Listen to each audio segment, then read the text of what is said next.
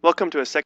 Welcome to a sec. Bienvenido al segundo ejemplo de determinación de área usando integrales dobles con coordenadas polares. De nuevo, tal como encontramos el área usando integrales dobles en coordenadas rectangulares, podemos encontrar el área usando coordenadas polares. Reemplazamos el diferencial a con un factor extra r, dr, θ.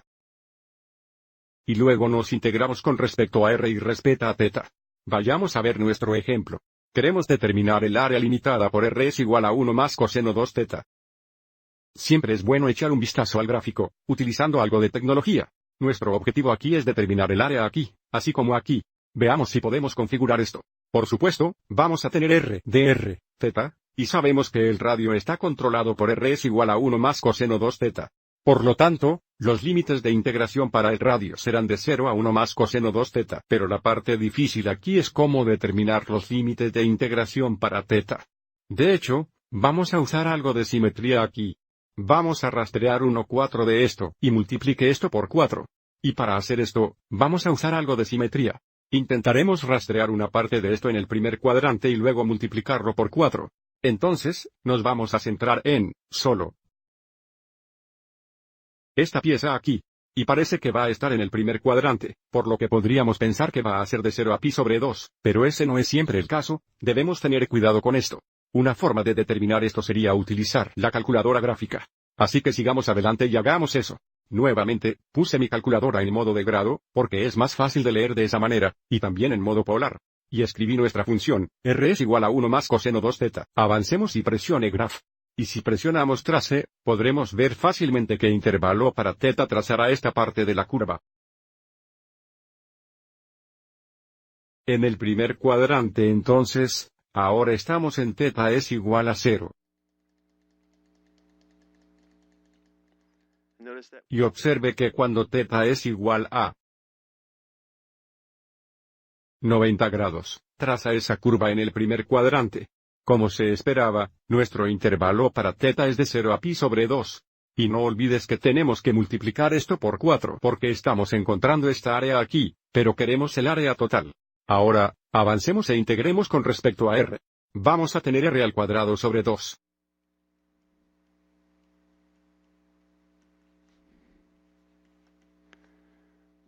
Here we have 4. Aquí tenemos 4 veces la mitad, serán 2. Ahora vamos a tener que cuadrar 1 más coseno 2θ. Y luego, cuando r es 0, simplemente tenemos 0.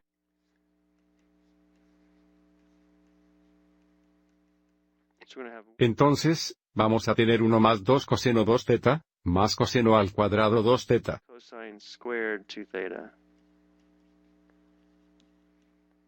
Let's go to the Vayamos a la siguiente página. Ahora, tendremos que aplicar la fórmula de reducción de potencia aquí, así que sigamos adelante y dividamos esto en 3 integrales diferentes. let's go to Vuelva a escribir esto una vez más, aplicando la fórmula de reducción de potencia al coseno al cuadrado 2θ. so this 2 Entonces estos dos y estos dos se van a simplificar. Entonces nos quedamos con 1 más coseno 4θ. Y ahora podemos integrarnos. Aquí tendremos 2θ. El antiderivado del coseno 2θ va a ser 1/2 seno 2θ. Entonces esto terminará siendo seno 2θ. Sigue dejando fuera de los límites de la integración. Además, aquí vamos a tener θ más, tendremos 1 por seno θ. Nuevamente, tuvimos que realizar una sustitución de uso aquí por 4θ. Así que aquí tendremos 2 veces pi sobre 2, menos 0, más, bueno, cuando θ es pi sobre 2 tendremos pi, que es 0. Entonces, tendremos 0, menos seno de 0, que también es 0. Además, esto será pi sobre 2. Además, será 0, y luego tendremos menos 0 más 0. Parece que tenemos pi más pi sobre 2, eso nos dará 3 pi sobre 2. over 2.